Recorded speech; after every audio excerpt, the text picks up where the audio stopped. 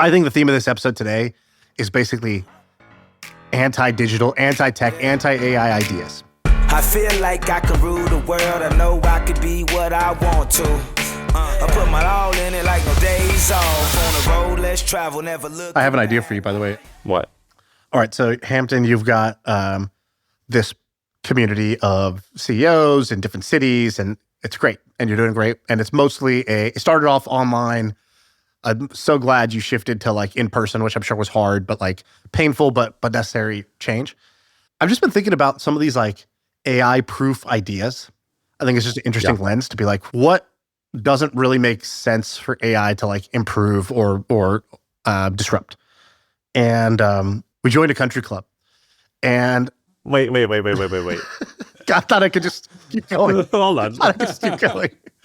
I didn't think the TSA agent would ask me for my passport there.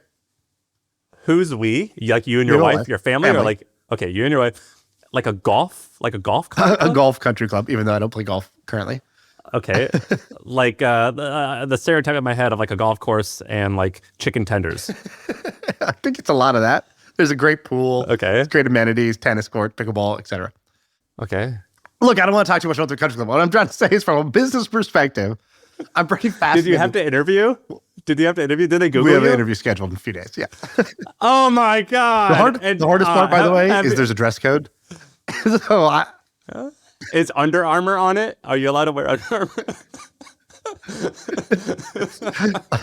I was like, okay, I get full tank, but how about a muscle tank? You guys good with that? That's actually how I showed up to the first tour. So anyways, yeah, I'm a little fish out of water. Wait, what are they going to ask you on the interview? Are they going to like, are you going to, you can't tell them you host a podcast called My First Million. I mean, it's so tacky. Just to be honest, if they reject me. Don't be honest. What? Are you insane? You have to lie. Look, my wife really wants if you want this. to get in. She knows a lot of the moms from the school go there, whatever. All right. So let me get to my point here. Yes to everything you're thinking and saying. All right. Let's just agree on all of those things that are every thought in your head right now. How much is it going to cost? What's your monthly? All right, the membership fees are something like you pay $7,500, so $7,500 just to like initiate, just to like get your foot in the door. Okay, that's not even the dues. That's like there's a $500 application fee. Then it's like a $7,500 like initial join the club fee. And then you pay something like, I don't know, $700 to $1,000 a month as a member. And that's to not even get to play golf. That's like pleb member. Like you don't get to play golf.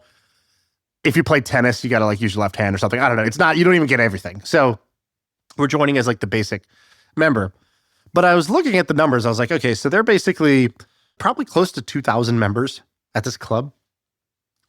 And so 2,000 members times, let's call it 10 grand a year average membership fee, which again, doesn't even include the golf, is a $20 million annual recurring revenue business to then have the right to go pay for food there and drinks, to just have the right to go shop there. And so everything else, I think mostly operates break even. I think they do events like weddings and birthday parties and stuff like that. That makes some money too. But I'm pretty sure this country club is pulling in something like 20 to 25 million a year in recurring revenue, not including the all of the like, you know, whatever margin they have on food, beverage, golf, etc., which might be closer to like 10% or something. And I just thought, man, this is an incredible business. And I've seen a few of these now. So I saw that one when I first moved to San Francisco.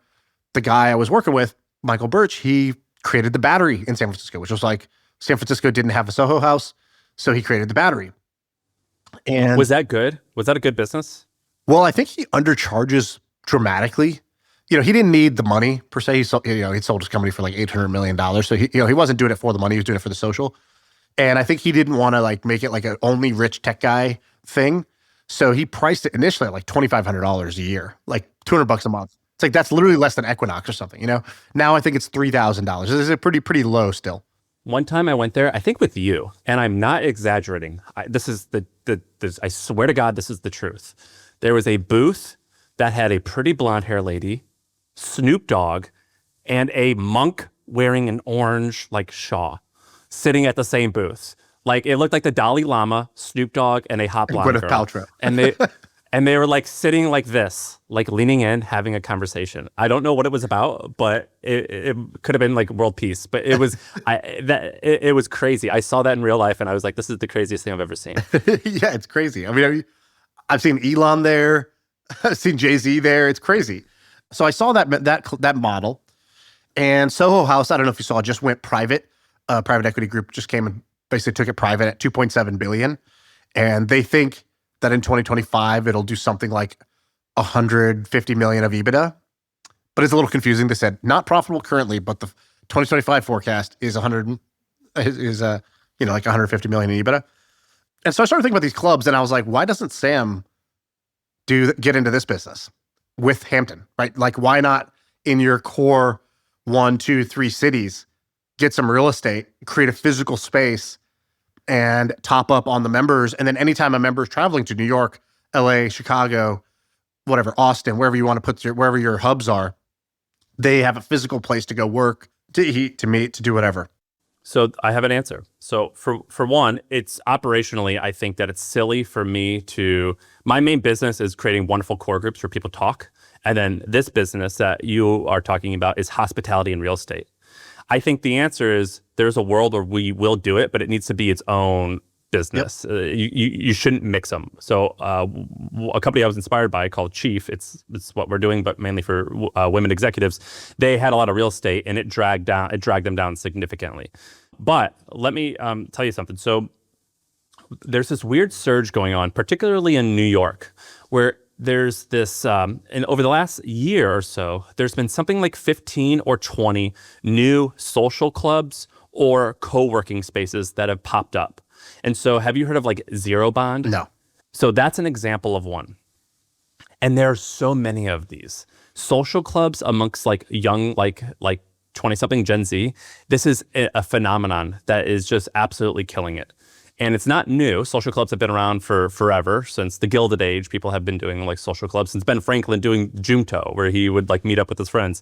But what I'm noticing is that there's a whole niche of co-working spaces that combine this social club kind of aesthetic. So let me give you a few examples. Google the Malin. So it's the word the and then MALIN. Before I had my office here, I rented a space here. And this is like a very niche co-working space, absolutely beautiful on the inside with 3 locations. And whenever I was there, it was like buzzing. And like the target demographic for these guys are like good-looking freelancers. Like everyone who worked there was like a hot freelancer. They're like, good news and bad news. Good news, we like that you're a freelance designer. Bad news, there's one other requirement. Yeah. I didn't fit the ICP, but they still let me in. But like, they let you in just to see why you don't belong. Yeah, they let me hang out. There's another guy in my core group. His name's James Street. So go to this website called thelighthouse.com.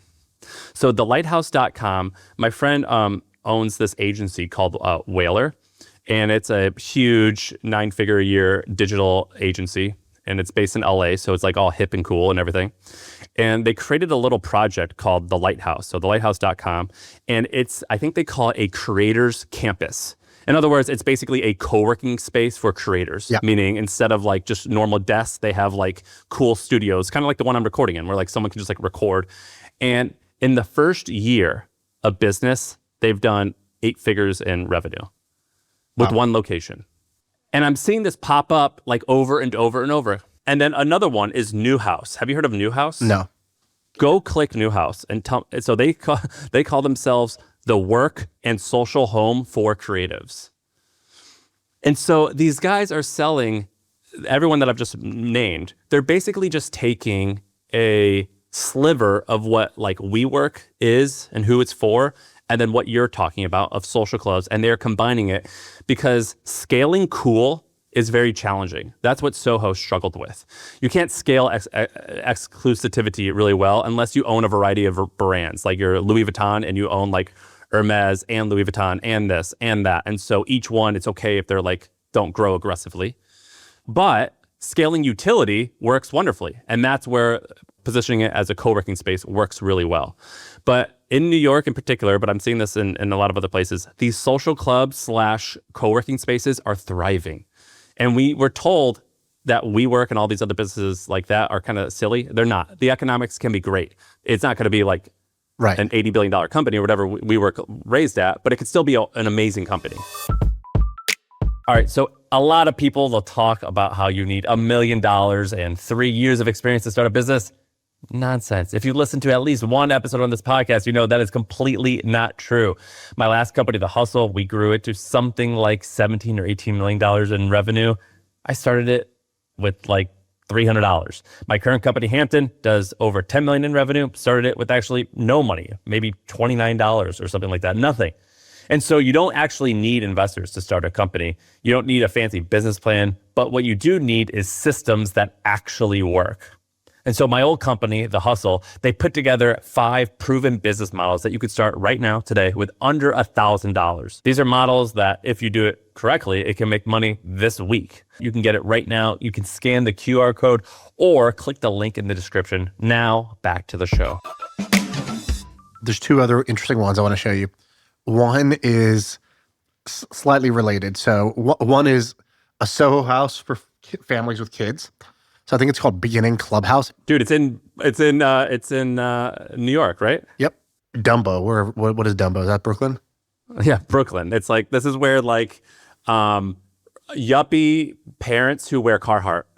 Exactly. So they're opening this up there, which is a Soho house, but that's kid friendly because all these private clubs tend to be only for like sort of like either single, young people or like people whose kids are grown up, and it's like a, family's not welcome.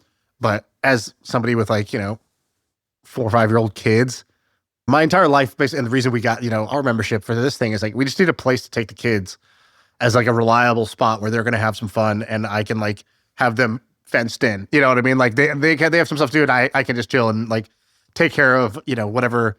Oh, you need food? We have food. You want to swim? You got swim. Like you want to just chill? You want to play some games? We can do that too. Like whatever you need. So I thought this was kind of interesting. The other one I thought was interesting. The guy who started wag.com has a new business. Have you seen this? He's starting this new thing in Denver that when I first heard it, I kind of laughed. I think his name is Jason Metzler. He's basically building multifamily housing. So just like a place to rent, to live. But it's called like, I forgot what it's called, like Live Pet Play or something, Live Pet Work. And basically it's like, what he realized was, in Denver, there's more pet owners than parents with kids. And he's like, and I think this is true nationwide, I believe, that there's more people with pets than there are people with kids. And for those people, housing often is like very limited. So like a lot of places don't let you have a pet. If they do have a pet, it's like this inconvenience where like nothing about it is built for life as a pet owner in a city.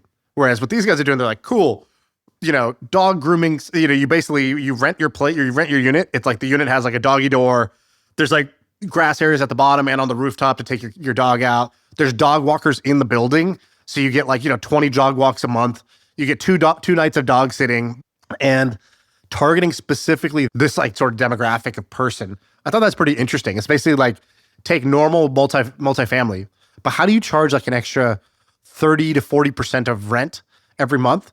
Well, if you make it like A+ for somebody who's like dog obsessed, and dog owners, I think they spend something like $6,000 a year just on their pet alone.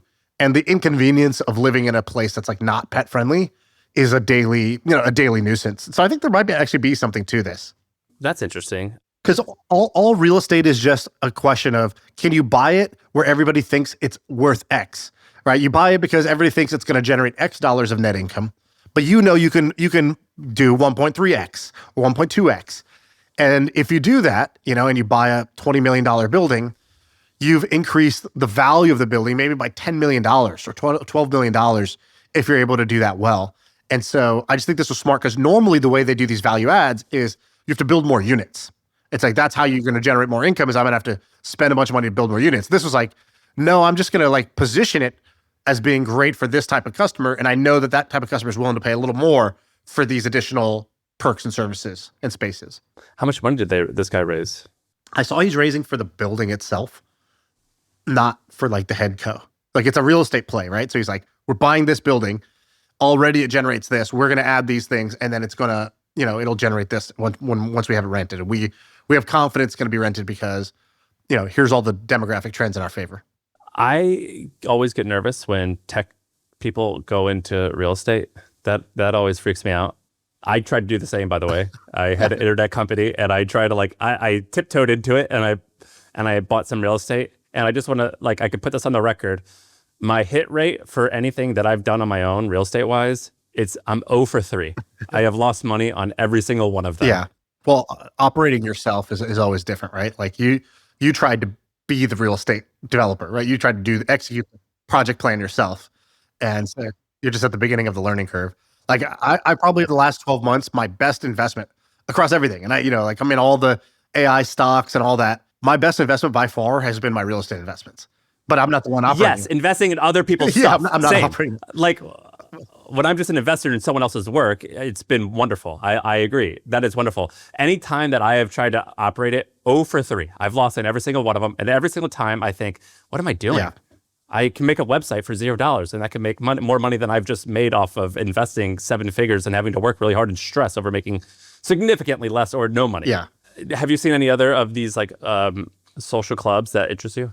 No, but I just think it's going to be more and more popular. Like all of the trends seem to play in this favor, right? So it's like if you have remote work, which was like pretty niche before, then it became everybody, and now it's some new normal, but it's still way bigger than it was before. So you have remote work, you have AI that's disrupting other types of businesses. You have like generational declines in like number of young men dating, number of people who are like married, number of virgins, people with social anxiety and depression. Like all of those numbers are just like going in the wrong direction. And so things like whether it's run clubs or social clubs, like it just seems like the core desires they tap into are not being met, and like those problems are being really seen. Like I'm not surprised at some of the examples you had and some of the numbers. Like I think it's really impressive, but I'm not entirely surprised because I think people do need this now. If I'm a young person listening to this and I wanted to get into this, I've been playing around with like copywriting and an idea for this. It just doesn't work for Hampton. It's a little too aggressive. But I was reading this book called Bowling Alone, and it's all about in America up until roughly the 60s. The average American was a member of a variety of clubs, like their PTA, Rotary Club, which most people don't even know what that is. I don't even know what that is, but I've heard it. Like the Elk Club, like all these clubs that like we've heard the name, but we're not entirely sure what they were. The average American was a part of like 1.8 of them. Voter turnout for the Kennedy election was an all-time high. I think it was like 78%. And the trust that the average American had in a random other American was also at an all-time high. And since then, there's been this slow decline where club affiliation is really low. PTA is a good like kind of litmus test. That it has very low participation. Voter turnout is low, and the amount that we trust one another is low. And there's all types of hypotheses as to why this is the case. One strong hypothesis is the suburbs. So when you are out in the suburbs or you don't live in an urban environment, you have less interaction with your neighbor, and you don't really get to know them as much. And it's a little bit more like, this is my land, this is my territory, everyone else stay out and let me worry about me. That type of energy versus if you live in a building or an urban environment, you sort of kind of have to understand we're in this together. Right. And that's one of the theories. And I was thinking if I was wanting to start a club in this space, my tagline would be join or die. And this idea that as AI and digital gets more popular, you, a young person, crave human interaction more than ever. And that you will literally live longer if you have a community of other people who you interact with on a regular basis. Right. And so I was thinking that like this line, join or die, has been sitting with me for like 3 or 4 weeks, where you can do all types of campaigns around this idea of like, you owe it to yourself to be part of a community, and you have to get out from behind the screen. And I think that like the average 22-year-old is yearning for this so badly. I have a few notes on your tagline, but we'll do that offline. You're not a fan of join or die? No, didn't do it for me, but I'm sure there's others who will like it. Dude, just imagine like some like pretty lady named Kaylee who's like serving chicken tenders, and she like serves it and says, "Thanks, Shaan. Enjoy your tendies and fries. Join or die." Join or die. This is a greeting. Well, I think Brian Johnson's got "Don't Die," so you're almost infringing there. So we got to be a little careful. Hey, let's take a quick break. HubSpot helped Tumblr solve a big problem. Tumblr needed to move fast. They were trying to produce trending content, but their marketing department was stuck waiting on engineers to code every single email campaign. But now they use HubSpot's customer platform to email real-time trending content to millions of users in just seconds. And the result was huge. 3 times more engagement and double the content creation. If you want to move faster like Tumblr, visit HubSpot.com. All right, back to the show. Okay, I have another idea that's, I think the theme of this episode today is basically anti-digital, anti-tech, anti-AI ideas, okay? And so here's another one that our friend Trung was tweeting about. Did you see this thing that he was tweeting about, Yonder? No, what's Yonder? All right, so check this out. Have you ever been to maybe a stand-up comedy show or a music festival? Yes. And they put your phone into a pouch? Yes. Sieva, our buddy, he used to date a girl like 10 years ago who worked at this company. Do you remember this? No. And she told us all about this company. And I was like, that's the stupidest thing I've ever heard of. And now it's huge. They're crushing. So, according to Trung, which I couldn't verify elsewhere, according to Trung, they're on pace to do like $300 million this year in revenue. Just putting people's phones in pouches. And it's this great example of one of my frameworks, which is like anytime the pendulum swings too far in one direction, it creates the demand for the opposite, right? Like, Newton's physics, it's like, every force or whatever has like every reaction has an equal and opposite reaction. So it's like every trend creates an equal and opposite trend. And I think as we all have just become completely addicted to our phones, 6 to 8 hours a day of screen time. I don't know how many times I open my phone, but it's got to be like, 300 plus times a day or something just really embarrassing. This has become a huge business. It started off, so the story here is this guy started this in San Francisco, and he's a former soccer player. And I guess the way the story goes is, which you never know with these startup origin stories, how much of this is made up, but he was at a music festival, and somebody was taking pictures of somebody else who was intoxicated, having a good time, but shared without their consent or whatever. And he was just like, man, it's messed up. There's just phones everywhere now. And he's like, we should be able to go to a concert like this and feel be present, feel free, blah, blah, blah. So he goes to his lab. He starts sewing. He thinks about should I do lockers? Should I do, bags? And he comes up with this idea of a magnetic pouch. So it's a small pouch about the size of a phone. And it can only be, has a magnet seal, and it can only be unlocked by this base. You have to tap it on the base to get the thing off. It's sort of like when you shop at a store and they have the anti-theft thing on it, and the cashier has to take that off so you don't spray yourself with ink or whatever. It's basically that for phones. And he starts hustling it, and he's like, all right, who needs this the most? He's trying to do music festivals. He's going door to door and in San Francisco. And then he finds out that Dave Chappelle has been talking about how he just hates that people are on their phone. They're recording his sets where he's working out material, and his business is to have these specials, but the whole thing would get leaked on YouTube.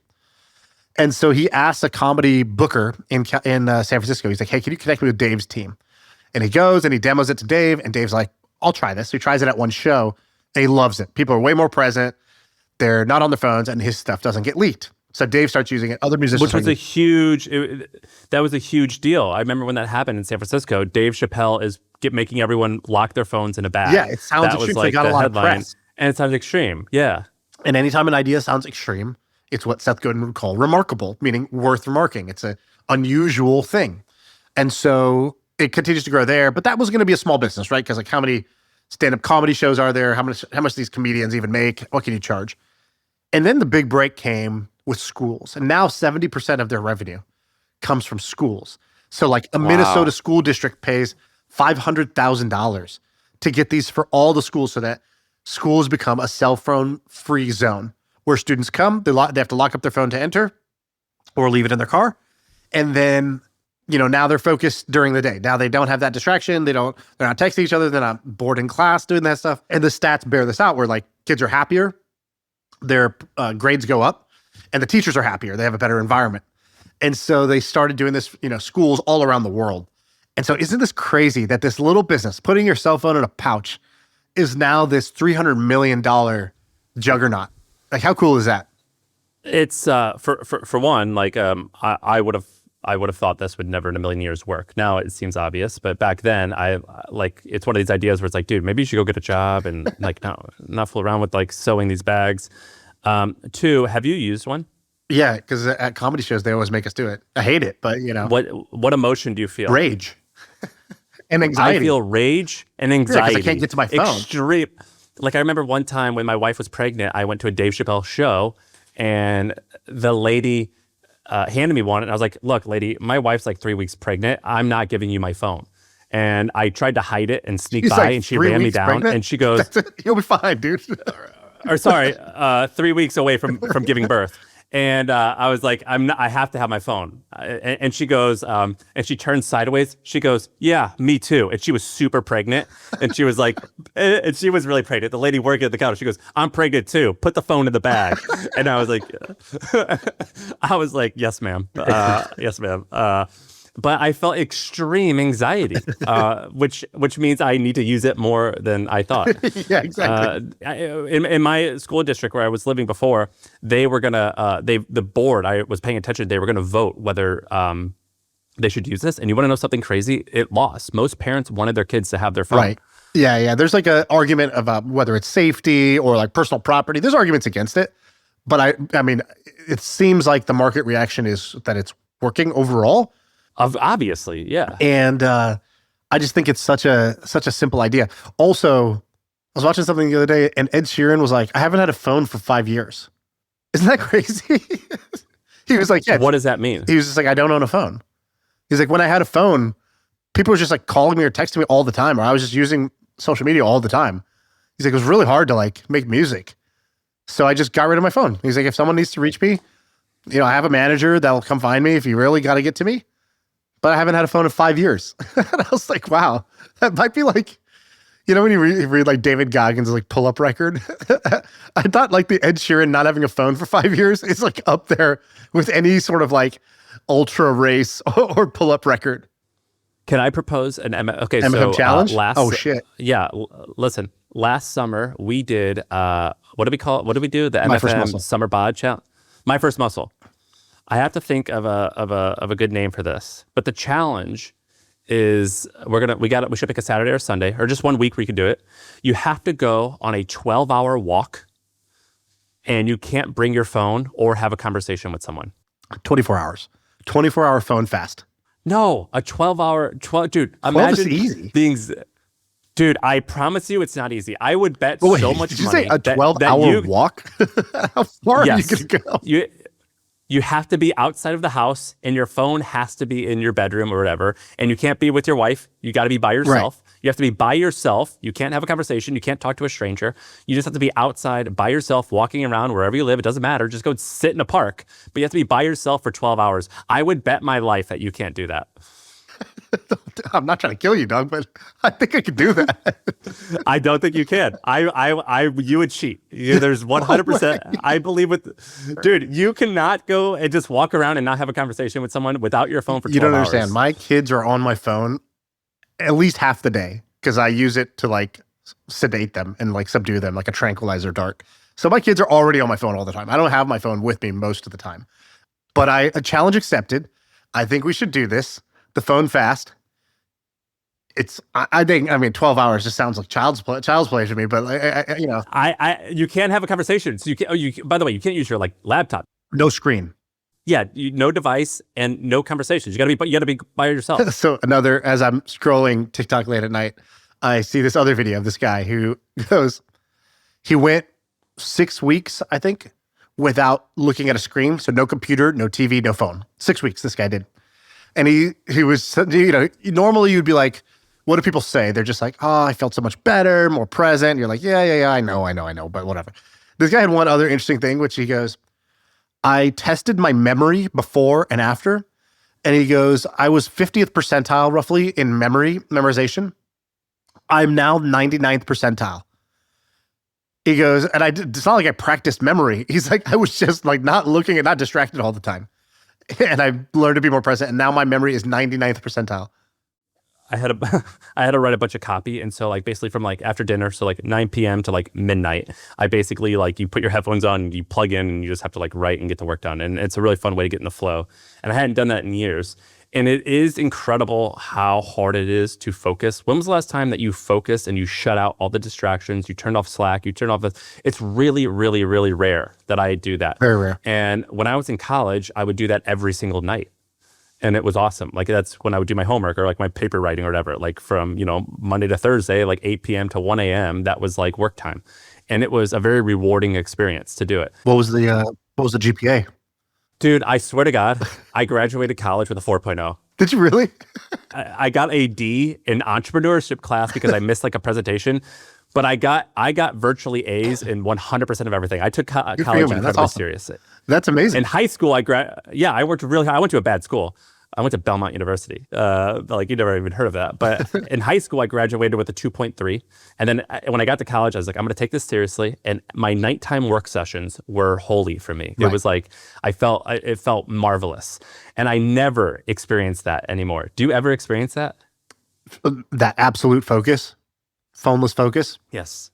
So what I started doing, and I would say my hit rate right now is maybe 1 out of every 3 days, I do this legit, like totally legit, which is I wake up and I do it first thing in the morning. So I go no input.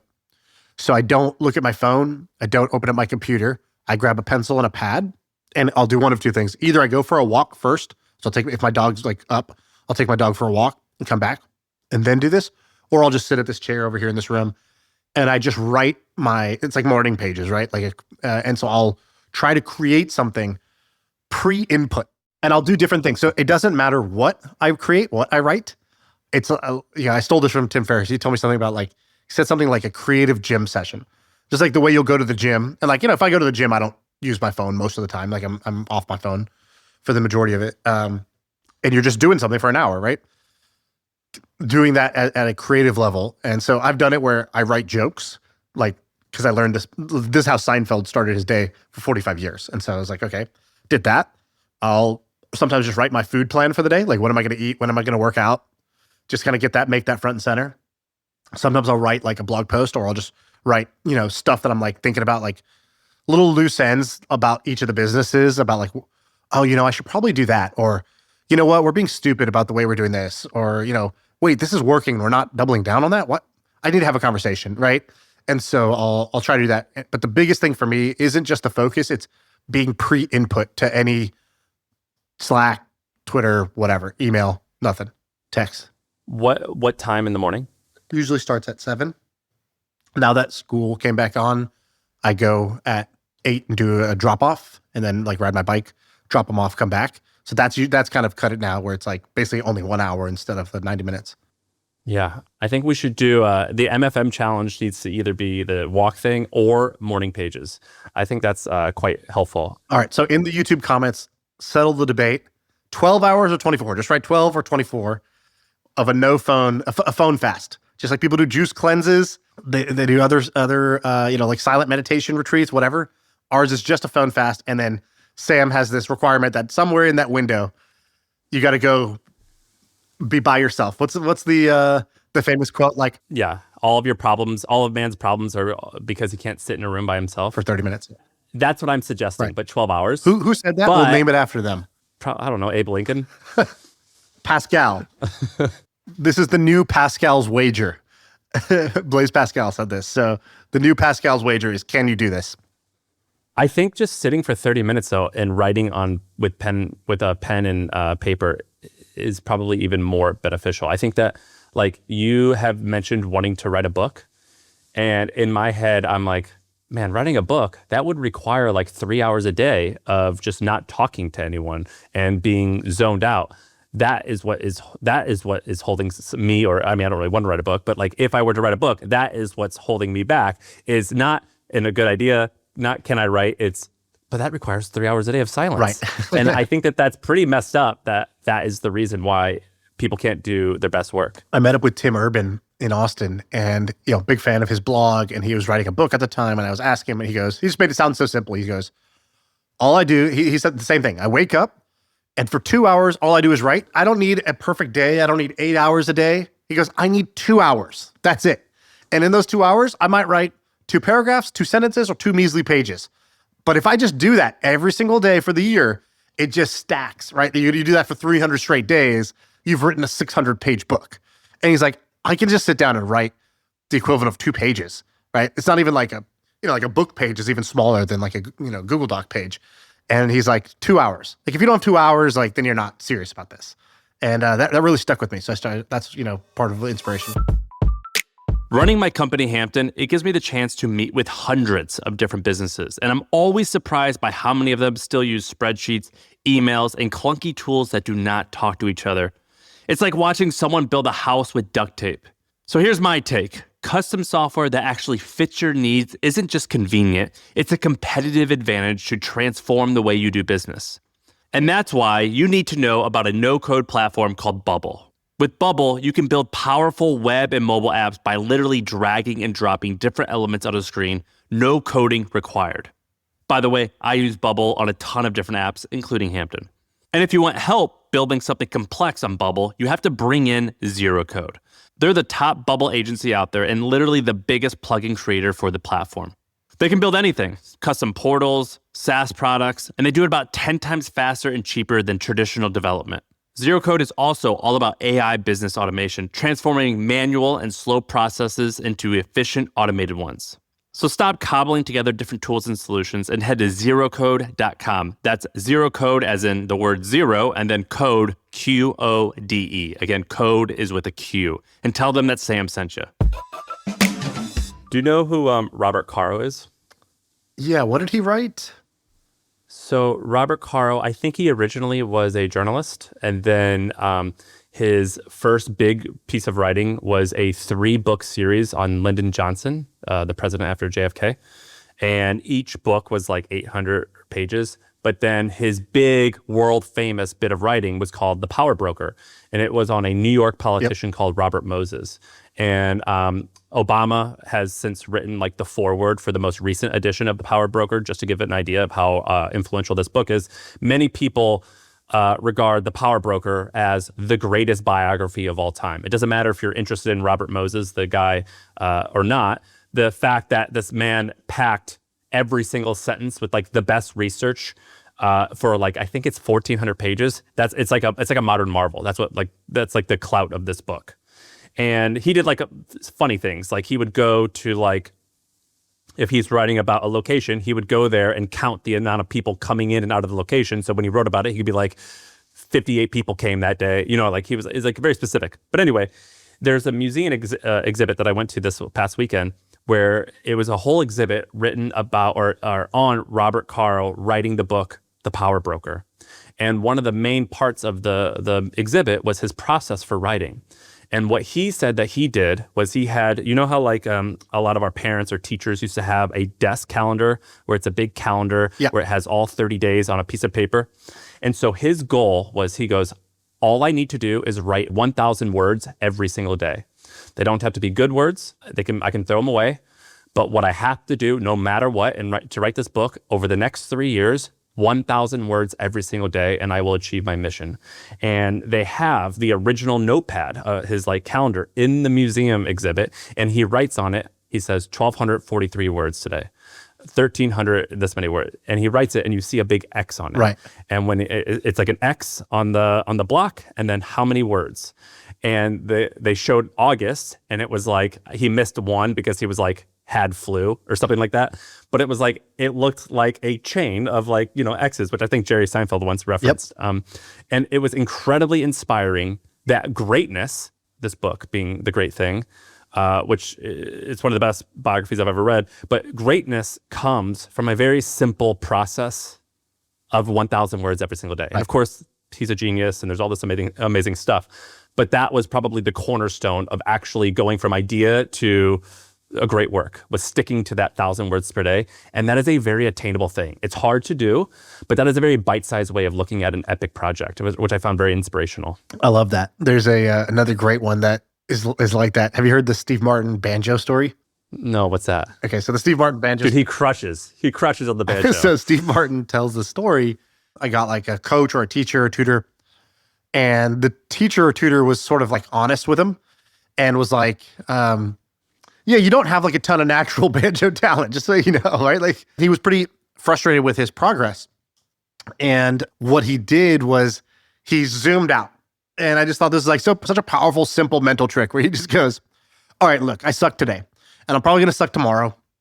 I'm probably going to suck for the next 3 months and 6 months or whatever. He goes, but here's the thing. I really want to play the banjo. He goes, what if instead I just committed to playing the banjo for 40 years? Because anybody who plays the banjo for 40 years, you can't suck. And it just took all the pressure of being good off his shoulders and let him just be like, yeah, I'm just committed. I'm just going to do this for 40 years. And of course I'll get good. Like, then I don't have to have these like daily doubts or questions or hesitations or moments where I want to, give up, because I reset my expectations. And I love that story. And by the way, he like wins a Grammy for a song where he's playing the banjo, like, 5 or 7 years later. So, it obviously worked out really well, but I love that kind of 40-year mindset because it applies to basically everything. Like I felt this with like diet or fitness. It's like easy to get frustrated. I was doing well, and then I sort of traveled. I fell off the wagon for 2 days or whatever. And it's like two zoom outs have helped me there. One is like, look, it took me 37 years to get in this shape. Like it's okay if it takes a couple for me to fix it. You know what I mean? Like it's all right. And then the zoom out being like, instead of just doubting, like, can I do it? Will it happen? It's like, so I'm just going to keep trying this for the next decade. Do I really think it's not going to happen if I just keep like giving this my all for a decade? Like, no, of course it's going to happen. Of course I'm going to fix all these habits. I'm going to get this good workout routine. I'm going to do all the things that I know I need to do.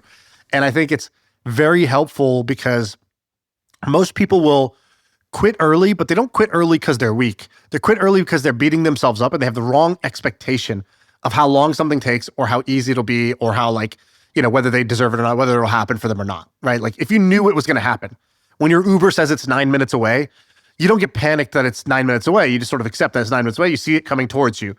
Versus if you're doing some project and you have no idea if it even is going to happen, right? Like then every day you have this sort of am I in or am I out doubts.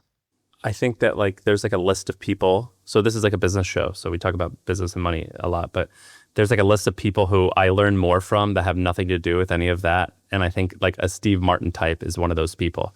I think that when I hear that story, so like I have a few like bad habits, which are strengths and weaknesses. One of them being I put time limits on goals. So I have a milestone for where I want to be like every 5 years, and that helps me stay focused. But also I feel immense pressure of like, I have to hurry up and I got to get it. And so it's cool to hear a story like this of something where you're like, you change the frame to where I'm going to do this now for 40 years instead of 5. Because if you do something for 5 years, that like change, I can break 5 years down quarterly. Right. And then if I could break it down quarterly, I could break it down monthly. If I could break it down monthly, then I could break it down daily. Right. And that is where both structure and anxiety comes into play. Well, I think I used to be like, well, which one is it? Because I know the deadlines and the time constraints help me.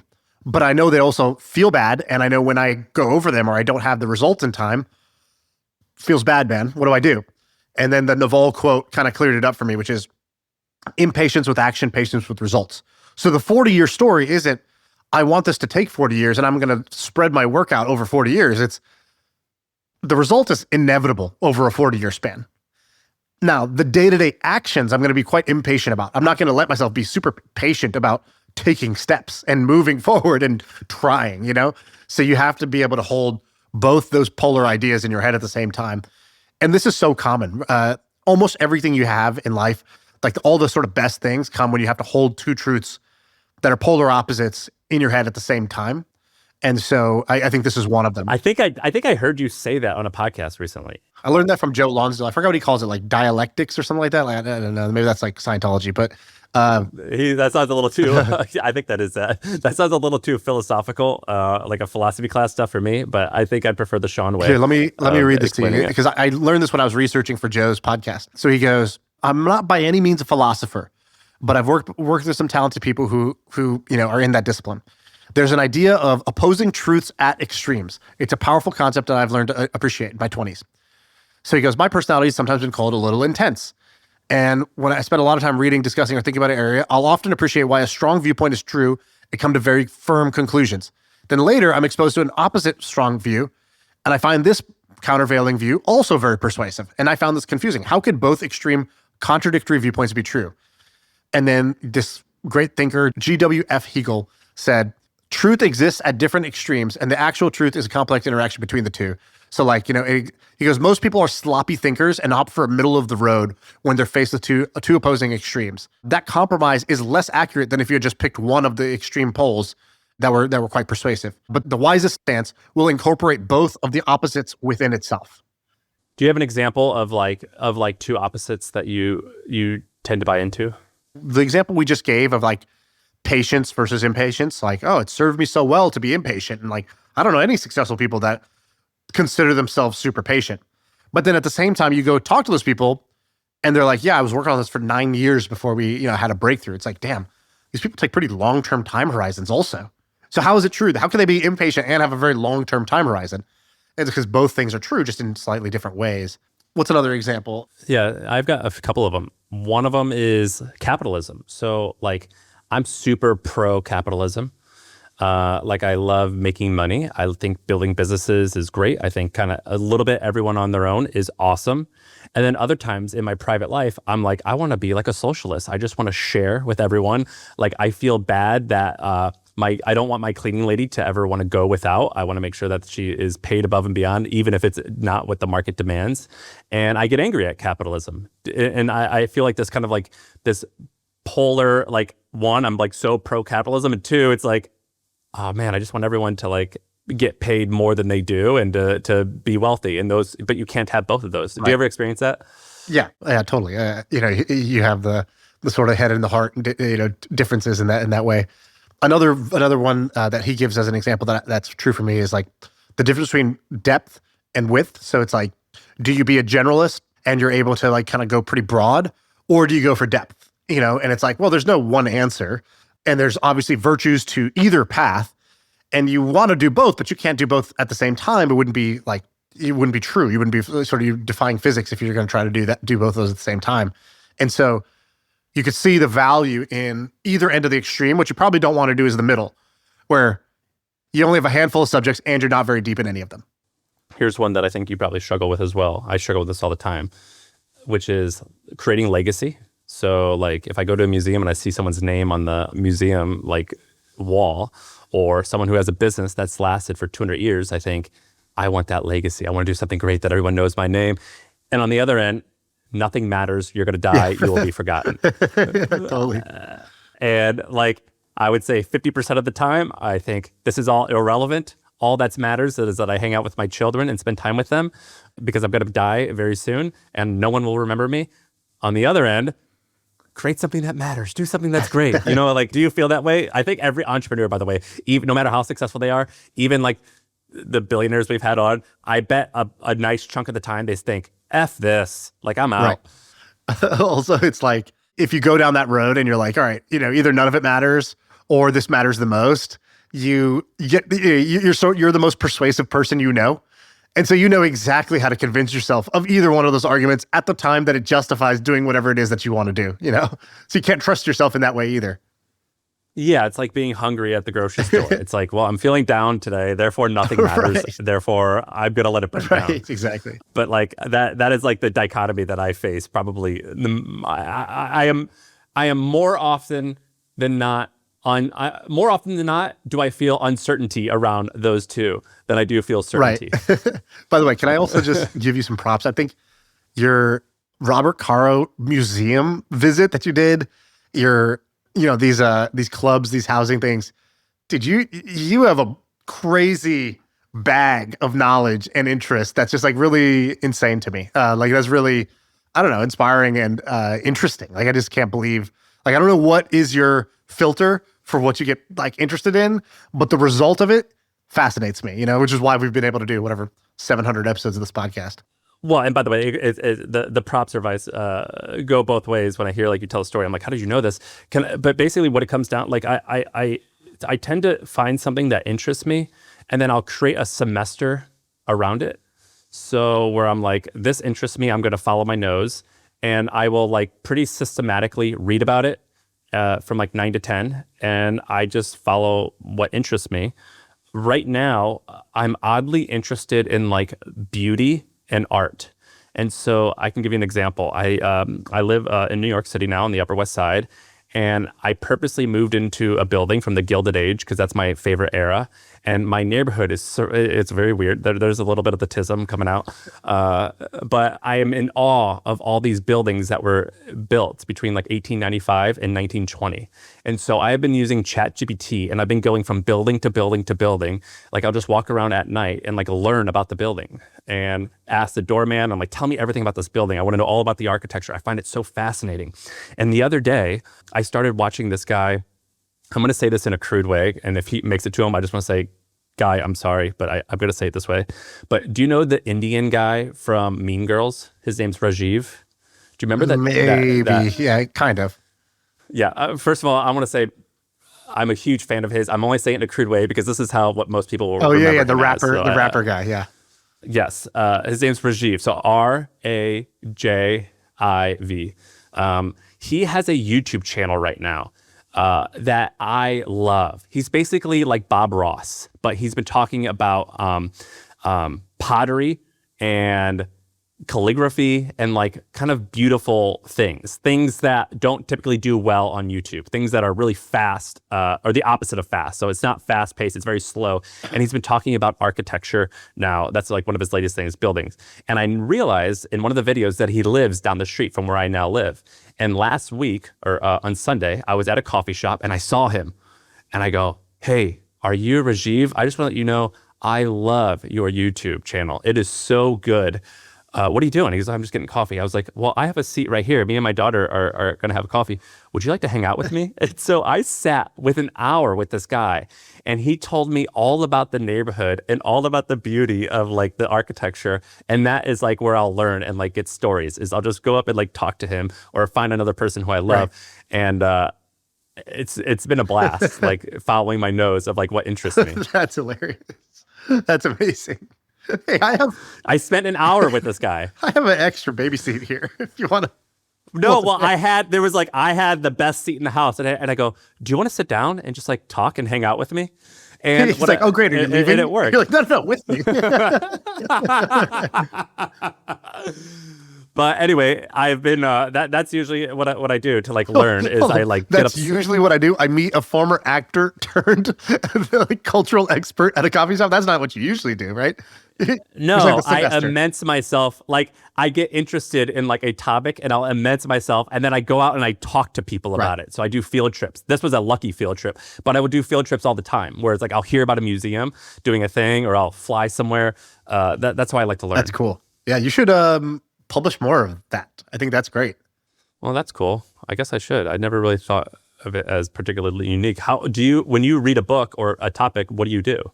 Yeah, like kind of a similar thing, just a little less structured, as in like, I think my attention span's a little shorter, meaning like once the idea clicks, I get this extreme high of feeling like I just learned something cool or know something now. And then I want to go do it. And I don't want to keep researching. And then also it'll lead me to the next thing, which is totally unrelated. You know, like I had this whole phase on the creative process, which I was reading about Seinfeld and the banjo story and all this stuff, like super, super into that. And then it'll be like old school marketers. And then it'll be, you know, the posterior chain and like why my hamstrings are so tight. What should posture actually be? And how do I fix that? You know, like it'll just be like random stuff like that where I'll get, you know, a similar season, but I think mine are shorter because I am less diligent about doing it.